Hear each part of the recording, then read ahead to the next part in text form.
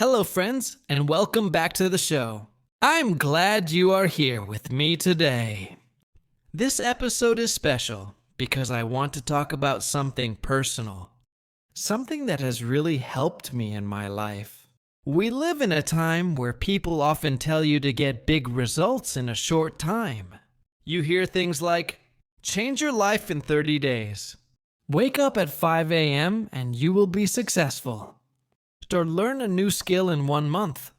At first, these promises sound exciting and inspiring, but when you try to keep up with this kind of pressure, it can become too much, and you feel exhausted. I know this feeling very well. Many times in my life, I set big goals. Then, when I missed just one day, I thought, oh no, I failed again. After that, I felt guilty. I started overthinking. And I told myself that maybe I'm just not disciplined enough.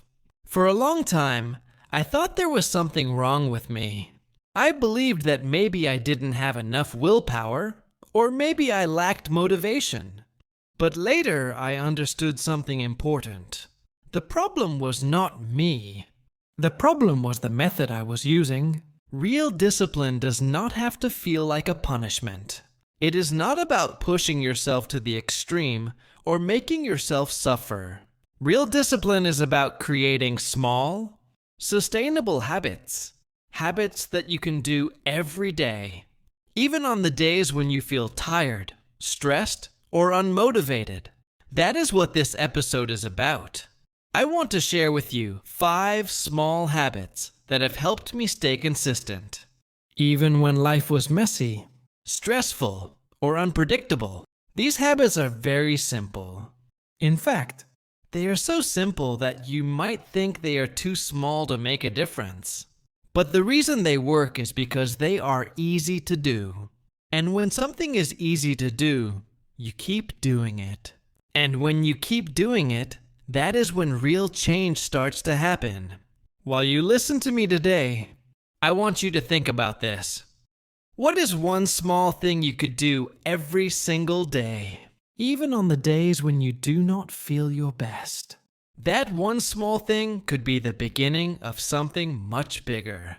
The first habit I want to share is this. Make your habits so small that you cannot fail. For many years, I thought discipline meant going big.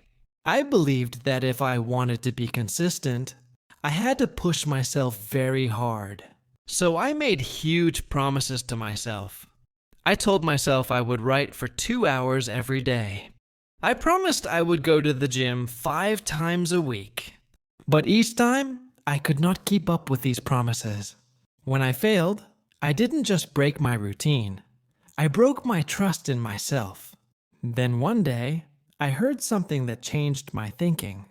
It was this idea. Make your habit so small that it is almost impossible to fail. At first, I didn't fully understand. But one day, instead of telling myself to write 2 pages, I told myself to just write 1 sentence. And I did it.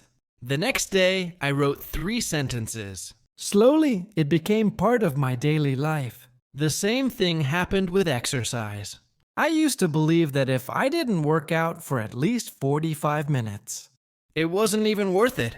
But when I made the habit smaller, for example, just stretching for 2 minutes, the pressure disappeared. I felt no guilt, no feeling of failure. And the interesting thing is, once I started, I often kept going. That is the secret. Action creates momentum. Making a habit smaller does not mean lowering your ambition. It means lowering the barrier, so it is easier to begin. When something feels light and easy to start, you realize you're not lazy. You were just carrying too much weight before. So, if you are struggling with consistency right now, my advice is, don't try to do more. Try to do less. Make it ridiculously easy. 1 push-up, 1 new English word, 1 deep breath before you check your phone. That is how real change begins. Once I started showing up every day, even just for a little bit, something surprising happened. I began to notice how I spoke to myself and to other people. I realized I was saying sorry all the time. even when I had done nothing wrong. Sorry I'm late. Sorry I talked too much. Sorry for asking again. I thought I was just being polite, but really I was making myself smaller. I was telling myself, and everyone around me, that I was somehow a problem or an inconvenience. Then I learned a new approach. Instead of saying sorry, say thank you. Now, instead of sorry I'm late, I say thank you for waiting. Instead of sorry for talking too much, I say thank you for listening. This small change feels so much better. It shifts my energy from guilt to gratitude. And it also makes my English sound more confident and natural. This is a tiny change, but it builds a very different mindset. It helps you respect yourself, and other people can feel that confidence from you. And the more I stopped apologizing for taking up space, the more I started to notice and appreciate the good things around me. That led to the third habit, noticing small, good moments in daily life. I remember one evening, I was walking home after a long day. I had my headphones in, and I was feeling tired. But then the sunlight hit the buildings just right, creating that soft golden glow you sometimes see in the late afternoon. It felt warm, even though the air was cool. Without thinking, I stopped walking and thought, if this isn't life, I don't know what is. Since that day, I've made it a habit to pause and appreciate moments like that. When my coffee tastes perfect. When I hear birds while waiting at a traffic light. When life feels crazy, but for a few seconds, I feel calm. I pause and say to myself, if this isn't life, I don't know what is. We live in a world that tells us that meaning only comes from big achievements.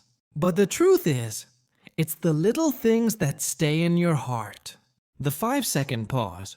The first deep breath in the morning. That song that makes you feel something deep inside. If you are trying to be more disciplined, I suggest you don't only track how many habits you complete. Also pay attention to how many moments you truly live. Because discipline is not just about doing things. It's also about feeling grounded in your own life. So here's the habit. Next time something small makes you feel good, even for just 5 seconds, pause and recognize it. Say that special line to yourself. Keep saying it until your mind learns to slow down and feel again. Because maybe this small, ordinary moment is exactly the life you've been rushing past. After I began noticing the good moments, I also began to notice something else. The things that pulled me away from that peace. And one of the biggest ones was stress. Stress can arrive so quietly. Sometimes it's a tight feeling in your chest. Sometimes it's a racing thought that you can't slow down. And just like that, the calm is gone. For a long time, I believed that stress was my enemy. I thought, why am I like this? Why can't I stay calm like other people? I believed that if I felt stress, I was doing something wrong. But then I learned an idea that completely changed the way I saw it. The problem is not always the stress itself. The problem is how we think about stress. I remember hearing about a study where students were told that their nervous energy, their fast heartbeat, and their quick breathing before a challenge was actually a good thing. They were told it was just their body getting ready to perform. And when they believed that, their performance improved. This amazed me. Since learning this, I have changed the way I talk to myself when I feel stress coming. Instead of saying, I need to calm down, I say, my body is getting ready for something important. Instead of saying, I hate this feeling, I say, this means I care. That small change in thinking is powerful. When you stop seeing stress as danger, you stop trying to run away from it. You can use it. You can channel it towards something positive. So here's the habit. When you feel stress, don't push it away immediately. Pause and reframe it. Ask yourself, what is this stress trying to tell me? Maybe it's excitement. Maybe it's growth. Or maybe it's fear that needs to be understood, not ignored. That small pause, where you choose how to respond instead of reacting right away, can change the way you handle not only stress, but many other situations in life. This pause shows up in conversations, in making difficult decisions, and in everyday moments when something bothers you. And this leads me to the fifth habit that has truly changed the way I live, learning to pause before responding. I used to react too quickly when something upset me. If someone said something I didn't like, I snapped back. If I got an email that made me angry, I would reply immediately. And almost every time, I regretted it later. I thought answering right away showed I was in control, but now I understand that real control is in the pause. Now, when something triggers me, I give myself permission to wait. I might say, "Let me get back to you." Or I simply take a deep breath and sit with the feeling for a moment. That pause doesn't make you weak, it makes you wise. Because when you respond instead of react, you stay aligned with the kind of person you want to be. Calm, thoughtful, and grounded. Here's the habit. Build a small gap between the moment something happens and the moment you respond. Even a few seconds is enough. That space protects your relationships, your peace, and your future self. And the best part, it's something you can train, like a muscle. Every time you choose to pause, you are building emotional discipline. And to me, that is real strength. Now, before we finish, I want to share some simple vocabulary from today's talk, so you can use it in your own English. I'll go slow so you can listen carefully and maybe repeat the words after me. First, lack. To lack something means you don't have enough of it. For example, I used to think I lacked discipline. Second, willpower. This means the inner strength to do something hard, especially when you don't feel like it. For example, she had the willpower to study every night. Third, extremes. This means the far ends, doing too much or doing too little. For example, I always jumped between extremes, all or nothing. Fourth, burnout. To burn out means to be so tired, mentally or emotionally, that you feel empty. For example, if you never rest, you'll burn out. Fifth, consistent. Being consistent means showing up again and again, even in small ways. For example, small steps every day helped me stay consistent. Sixth, unpredictable. If something is unpredictable, you cannot know what will happen next. For example, my schedule is so unpredictable lately. Seventh, doable. If something is doable, it's small enough to try and achieve. For example, reading 1 page a day feels doable. Eighth, momentum. This is the forward energy you feel after you start something. For example, once I started, I built momentum and kept going. Ninth, ridiculous. This means silly or funny, sometimes in a way that still works. For example, I made the habit so small it felt ridiculous, but it worked. 10th, guilt. This is the heavy feeling you have when you believe you've done something wrong. For example, I used to feel guilt for resting, even when I needed it. 11th, gratitude. Gratitude means feeling thankful for something. For example, saying thank you instead of sorry helped me build gratitude. 12th, creep in.